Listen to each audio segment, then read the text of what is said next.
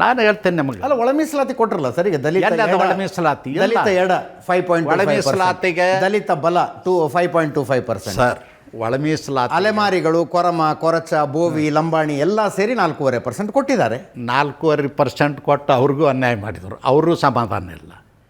ಇವತ್ತು ಚಲುವಾದವ್ರು ನಮಗೆ ಅನ್ಯಾಯ ಆಗ್ಯದ ಅಂತಾರೆ, ಮಾದಿಗರು ನಮಗೆ ಅನ್ಯಾಯ ಆಗ್ಯದ ಅಂತಾರೆ. ಯಾರಿಗೂ ಸಮಾಧಾನ ಇಲ್ಲದ ಮೀಸಲಾತಿ ಬೇಕಾಗಿದ್ಲ.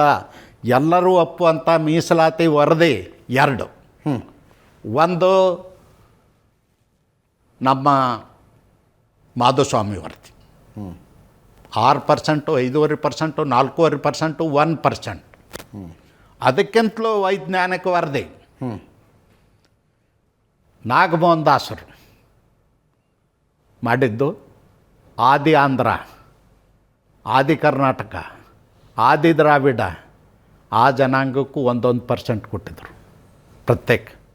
ಅದು ಸಾಮಾಜಿಕ ನ್ಯಾಯ.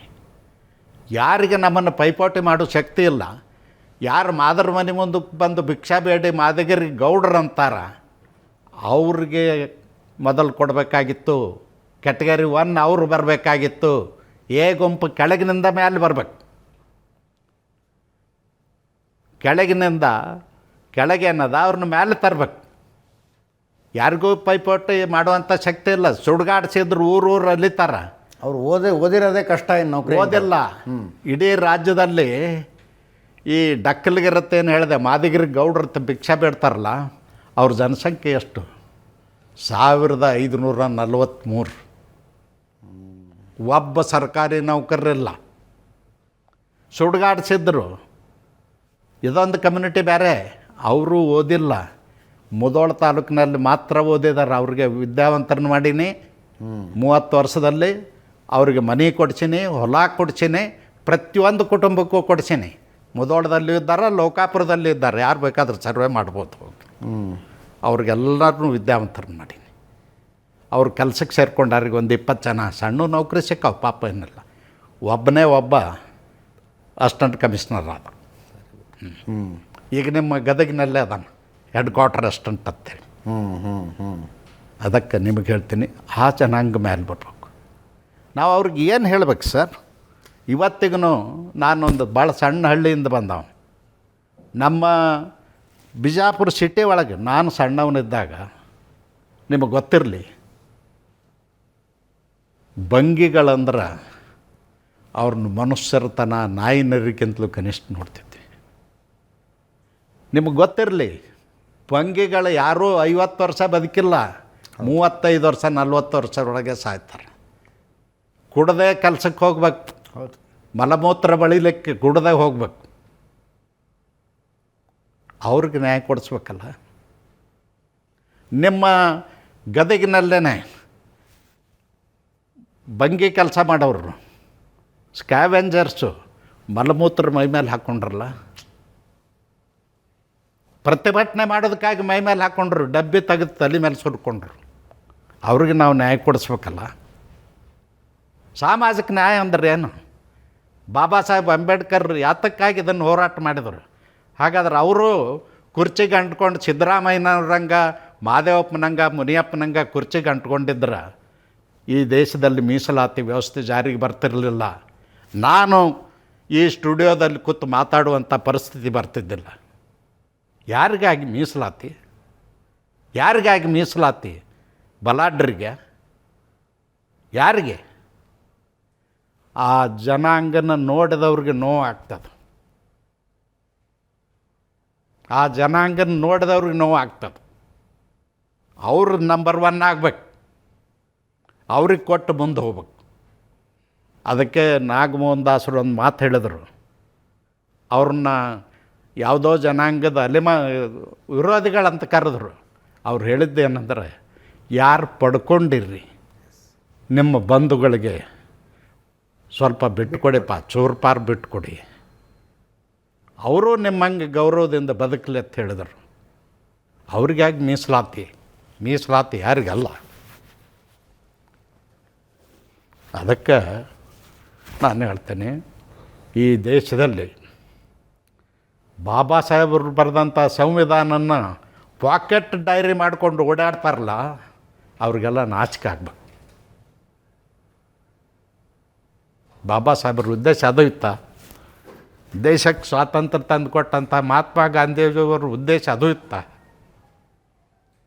ಇಲ್ಲ.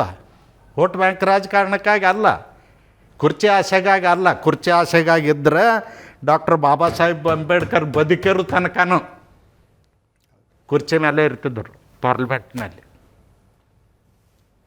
ಅದಕ್ಕೆ ಸಿದ್ದರಾಮಯ್ಯನವರು ಮತ್ತು ಕಾಂಗ್ರೆಸ್ನವರು ಇಡೀ ದಲಿತ ಸಮುದಾಯಕ್ಕೆ ಮೋಸ ಮಾಡಿಕೊಂಡೇ ಬಂದಿದ್ದಾರೆ. ಯಾರು ಸಾಮಾಜಿಕ ನ್ಯಾಯದ ಹರಿಕಾರರು, ಕರ್ನಾಟಕದಲ್ಲಿ ಬಸವಣ್ಣನ ತರುವಾಯ ಸಾಮಾಜಿಕ ನ್ಯಾಯ ತಂದುಕೊಟ್ಟಂಥ ದೇವರಾಜ ಅರಸರು ಹಾವನೂರು ವರದಿ ಮಾಡಿದರು. ಹಾವನೂರು ವರದಿ ಒಳಗೆ ಅತ್ಯಂತ ಹಿಂದುಳಿದ 3 ಕ್ಯಾಟಗರಿ ಮಾಡಿದರು ಒ ಬಿ ಸಿ ಒಳಗೆ. ಗೊಲ್ಲರು, ಅಂಬಿಗರು, ಉಪ್ಪಾರರಂಥವ್ರು ಕ್ಯಾಟಗರಿ 1ಕ್ಕೆ ಹೋದರು. ಕುರುಬರು, ಗಾಣಿಗರಂಥವ್ರು ಕ್ಯಾಟಗರಿ 2ಕ್ಕೆ ಬಂದರು. ಅದರಲ್ಲೇ ಸ್ವಲ್ಪ ಮುಂದುವರೆದಂಥ ಜನಾಂಗದವ್ರು ಕ್ಯಾಟಗರಿ 3ಗೆ ಬಂದರು. ಒಳ ಮೀಸಲಾತಿ ಕೊಟ್ಟಿಲ್ಲ, ಅವ್ರವ್ರ ಪರ್ಸೆಂಟೇಜ್ ಕೊಟ್ಟಿಲ್ಲ. ಸಿದ್ದರಾಮಯ್ಯನವ್ರಿಗೆ ಸಾಮಾಜಿಕ ಕಳಕಳಿ ಕಾಳಜಿ ಇದ್ದರೆ ಒಳ ಮೀಸಲಾತಿ ಒ ಬಿ ಸಿ ಒಳಗೆ ಕೊಡ್ಲಿಕ್ಕೆ ತಯಾರದಾರೆ, ದಲಿತರೊಳಗೆ ಹಾಕಿಲ್ಲ. ಅಲ್ಲ, ಈ ಕಾರಜೋಳರಿಗೆ ಕೊಟ್ಟಿದ್ದಾರೆ. ಇದರಿಂದ ದಲಿತರಿಗೆ, ಅಸ್ಪೃಶ್ಯರಿಗೆ, ಈ ಯಾವ ಸಾಮಾಜಿಕ ಅಸಮಾನತೆಯನ್ನು ಅನುಭವಿಸಿದ್ರಲ್ಲ ಅವ್ರಿಗೆ ನ್ಯಾಯ ಸಿಗೋದಿಲ್ಲ ಅಂತ ಹೆಂಗೆ ಹೇಳ್ತೀರಿ ನೀವು? ನೋಡಿ, ಅವರಿಗೋಸ್ಕರ 5.25%, ಅವ್ರಿಗೋಸ್ಕರ 5.25%, ಅವರು ನೌಕರಿ ಅವ್ರಿಗೆ 2 ಅಂದರೆ 5.25 ಲೆಕ್ಕಕ್ಕೆ ಬರೋದಿಲ್ಲ, 5% ಕೊಟ್ಟಂಗೆ. ಓಕೆ. ಯಾಕಂದ್ರೆ 0.25 ನೀವು ಹೆಂಗೆ ಕನ್ಸಿಡರ್ ಮಾಡೋರು ಮಾಡಲಿಕ್ಕೆ ಆಗೋದಿಲ್ಲ. ಅದಕ್ಕಾಗಿಯೇ ಮೊನ್ನೆ ಆರ್ಡ್ರ್ ಹಿಂದೆ ತೊಗೊಂಡ್ರು. ನಾ ಇದನ್ನು ಪ್ರೆಸ್ ಮೀಟ್ನಾಗ ಹೇಳಿದ ಮೇಲೆ ವಾಪಸ್ ತೊಗೊಂಡಾರೀಗ. ವಾಪಸ್ ತೊಗೊಂಡೇನೋ ಕರೆಕ್ಷನ್ ಮಾಡ್ತಾರತ್ತೆ, ಏನು ಮಾಡ್ತಾರೋ ಭಗವಂತನಿಗೆ ಗೊತ್ತು. ನಾನು ಹೇಳ್ತೀನಿ, 1ರಿಂದ 14ರವರೆಗೂ ಮೀಸಲಾತಿ ಇಲ್ಲ, 15ರಿಂದ ಶುರು ಮೀಸಲಾತಿ, ಒಳ ಮೀಸಲಾತಿ. 14 ಜಾಗಗಳಿಗೆ 14 ಸ್ಥಾನಗಳಿಗೆ ನೇಮಕಾತಿ ಆಗ್ತಿದ್ರೆ ಮೀಸಲಾತಿ ಇಲ್ಲ, ಅಪ್ಲೈ ಆಗೋದಿಲ್ಲ. ಯಾಕೆ ಇಲ್ಲ ಅಂದ್ರೆ ತಾವು ಯೂನಿವರ್ಸಿಟಿ ಒಳಗೆ ಓದ್ದವ್ರು ಇದ್ದೀರಿ, ಪ್ರೊಫೆಸರ್ ಹುದ್ದೆ 15 ಬರ್ತಾವ? ಇಲ್ಲ, 1, 2, 3 ಅಷ್ಟೇ. ಯೂನಿವರ್ಸಿಟಿ ಒಳಗೆ assistant commissioner, DSP, deputy director, assistant director ಅಂತ ಕ್ಲಾಸ್ 1 ಜೂನಿಯರ್ ಪೋಸ್ಟ್ಗಳು 10-20 ಬರ್ತಾವೆ. ಇಲ್ಲ, 5, 6, 4, 8, 10. ಅದಕ್ಕೆ ಮೀಸಲಾತಿ ಇಲ್ಲ. ಇನ್ನು ಮೀಸಲಾತಿ ಅಕಸ್ಮಾತ್ 20 ಇದ್ರು 2 ಬೇರೆ ಬೇರೆ ಆದೇಶ ಮಾಡಿದರೆ ಕೇಳೋರು ಯಾರು? ಹಾಂ, ಅಕಸ್ಮಾತ್ 20 ಹುದ್ದೆಗಳ ಅವಶ್ಯಕತೆ ಇದ್ದು ಅದಕ್ಕೆ ಈಗ 10 ಇನ್ನು 6 ತಿಂಗಳು ಬಿಟ್ಟು 10 ಮಾಡಿ 20 ಬಂದರೆ ಅದಕ್ಕೆ ಐತಿ ಔಷಧ. ಏನಂದ್ರೆ ಫೈನಾನ್ಸ್ ಡಿಪಾರ್ಟ್ಮೆಂಟಿಗೆ ಕಳಿಸ್ತಾರೆ. ಈಗ ಫೈನಾನ್ಷಿಯಲ್ ಪೊಸಿಷನ್ ಟೈಟ್ ಇರೋದ್ರಿಂದ 50% ಮಾಡ್ಕೊಡ್ರಿ ಅಂದ್ರೆ 10 ಮಾಡ್ಬೇಕು. 10 ಮಾಡಬೇಕು. 15 ಇದ್ದು ಅಂದ್ರೆ ಎಲ್ಲ ಈಗ 7 ಮಾಡ್ರಿ ಅಂದ್ರೆ 7 ಮಾಡ್ಬೇಕಾಗ್ತದೆ. ಇದರಿಂದ ದಲಿತರಿಗೆ ಅನ್ಯಾಯ ಆಗ್ತದೆ, ಮೋಸ ಆಗ್ತದೆ. ಅದಕ್ಕಾಗಿ ನಾನು ಒಪ್ಪೋದಿಲ್ಲ ಇದನ್ನು. ಈಗ 14ಕ್ಕಿಂತ ಕಡಿಮೆ ಇದ್ರೆ ಹೆಂಗೆ ಕೊಡ್ತಾರೆ ಈ ಮೀಸಲಾತಿಯನ್ನು? ಎಲ್ಲ ಜನರಲ್ಲಿಗೆ ಹೋಗ್ಬೇಕಂತ. ಅಂದ್ರೆ SC ಜನರಲ್ ಅಂತ ಒಂದು ಕ್ಯಾಟಗರಿ ಇವರೇ ಸೃಷ್ಟಿ ಮಾಡ್ಯಾರ. ಬಾಬಾ ಸಾಹೇಬ್ರದ್ದು ಅಲ್ಲದು, ಸಂವಿಧಾನದ ಅಲ್ಲ, ಸುಪ್ರೀಂ ಕೋರ್ಟಿಂದ ಅಲ್ಲ, ಇವರೇ ಒಂದು ಕ್ಯಾಟಗರಿ ಮಾಡಿದಾರ. ನಾಗಮೋಹನ್ ದಾಸ್ ವರದಿ ಅವೈಜ್ಞಾನಿಕತ್ತ. ನಮ್ಮ ಸರ್ಕಾರದ ಮುಖ್ಯ ಕಾರ್ಯದರ್ಶಿ ಶ್ರೀಮತಿ ಶಾಲಿನಿ ರಜನೀಶ್ ಅವರು ಕೊಟ್ಟದ್ದು ವೈಜ್ಞಾನಿಕತ್ತ. ಅದನ್ನೇ ನಾ ಆದೇಶ ಮಾಡತ್ತೆ ಕೇಳ್ತಾ ಇದ್ದೇನೆ. ನಾಗಮೋಹನ್ ದಾಸರು ವರದಿ ಅವೈಜ್ಞಾನಿಕ, ಮಾಧುಸ್ವಾಮಿ ವರದಿ ಅವೈಜ್ಞಾನಿಕ, ನ್ಯಾಯಮೂರ್ತಿ ಸದಾಶಿವಯ್ಯನವ್ರ ವರದಿ ಅವೈಜ್ಞಾನಿಕತ್ತ ಆದೇಶ ಮಾಡಿ, ಶಾಲಿನಿ ರಜನೀಶ್ ಅವರು ಏನು ಕಾಜಿ ನ್ಯಾಯ ಮಾಡಿ ಒಂದು ವರದಿ ಕೊಟ್ಟಾರ, ಅದು ವೈಜ್ಞಾನಿಕತೆ ಘೋಷಣೆ ಮಾಡಿ ಸರ್ಕಾರ ಆದೇಶ ಮಾಡಿ. ಜನರಿಗೆ ಗೊತ್ತಾಗಬೇಕಲ್ಲ, ನಿಮ್ಮ ಆಡಳಿತ ಪಾರದರ್ಶಕವಾಗಿದೆ ಅಂತ ಗೊತ್ತಾಗಬೇಕು, ಆದೇಶ ಮಾಡಿ. ಅವರೇ ಆಂಜನೇಯವರು ಸ್ವೀಟ್ ತಿನ್ನಿಸಿ ಪಟಾಕಿ ಹಾರಿಸಿದ್ದು ಯಾವುದಕ್ಕೆ? ಸ್ವಾಮಿ, ಉತ್ತರ ಕರ್ನಾಟಕದಲ್ಲಿ, ನೀವು ಉತ್ತರ ಕರ್ನಾಟಕದವರು ಇದ್ದೀರಿ, ಒಂದು ನಾಣ್ಣುಡಿ ಅದ, ಹುಚ್ಚಿಗೆ ಗಂಡನ ಮನೆ ತವ್ರ ಮನೆ ವ್ಯತ್ಯಾಸ ಗೊತ್ತಾಗೋದಿಲ್ಲತ್ತ. ಅಂಥವರು ಸ್ವೀಟು ತಿನ್ನಿಸ್ತಾರ, ಪಟಾಕಿನೂ ಹೊಡಿತಾರ, ಹಾಲ ತುಪ್ಪನೂ ಎರಿತಾರೆ ಫೋಟೋಗಳಿಗೆ. ಅವ್ರಿಗೇನು ಮಾಡೋಕ್ಕೆ ಸಾಧ್ಯ? ನಾವು ಅವ್ರಿಗೇನು ಮಾಡೋಕ್ಕೆ ಸಾಧ್ಯ? ಕೆಲವರು ಇದನ್ನೇ ಮಾಡಿಕೊಂಡು ದಾರಿ ತಪ್ಪಿಸುವಂಥ ಕೆಲಸ ಮಾಡ್ತಾರೆ. ಅದೇ ಆಂಜನೇಯಗ ತಿಮ್ಮಾಪುರ್ಗ ಮುನಿಯಪ್ಪಗೆ ಕೇಳ್ತೇನೆ, ಮಾದಿಗರದು ಸಮಾವೇಶ ಮಾಡಿದ್ರಿ 2015ರಲ್ಲಿ ಮಧ್ಯ ಕರ್ನಾಟಕ ಹುಬ್ಬಳ್ಳಿಯಲ್ಲಿ. ಏನು ಮಾಡಿದ್ರಿ?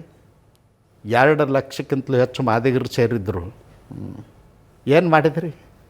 ಏನೂ ಮಾಡಲಿಲ್ಲ. ಸೋತ ಮೇಲೆ ನೆನಪಾಗ್ತದ ಇವ್ರಿಗೆ ಜಾತಿ. ಇವರು ಯಾವತ್ತೂ ಸಾಮಾಜಿಕ ನ್ಯಾಯದ ಪರವಾಗಿದ್ದವರಲ್ಲ. ನಾವು ಯಾರ ಜೊತೆಯಲ್ಲೂ ಸಂಘರ್ಷ ಮಾಡಬೇಕಾಗಿಲ್ಲ. ಅವರವ್ರ ಪಾಲು ಅವ್ರಿಗೆ ಸಿಗಲಿ. ಬಾಬಾ ಸಾಹೇಬರ ಸಂವಿಧಾನದ ಫಲಾನುಭವಿಗಳು 101 ಜಾತಿಯವರು ಆಗಬೇಕು. ಇದು ನಮ್ಮ ಆಸೆ. ನಾವು ಯಾರ ಜೊತೆಯಲ್ಲಿ ಸಂಘರ್ಷ ಇಲ್ಲ. 101 ಜಾತಿಯಲ್ಲಿರ್ತಕ್ಕಂಥ ಮುಖಂಡರೇನಿದ್ದಾರೆ 4-6 ಜನ, ಇವ್ರಿಗೊಂದು ಔದಾರ್ಯತೆ ಬೇಕು. ಯಾರಿಗೆ ನಾವು ಕೊಟ್ಟಿಲ್ಲ ಅವ್ರಿಗೆ ಕೊಡಬೇಕು. ಔದಾರ್ಯತೆ ಇರಬೇಕು. ಹೌದು, ಅದು ಇಲ್ಲ.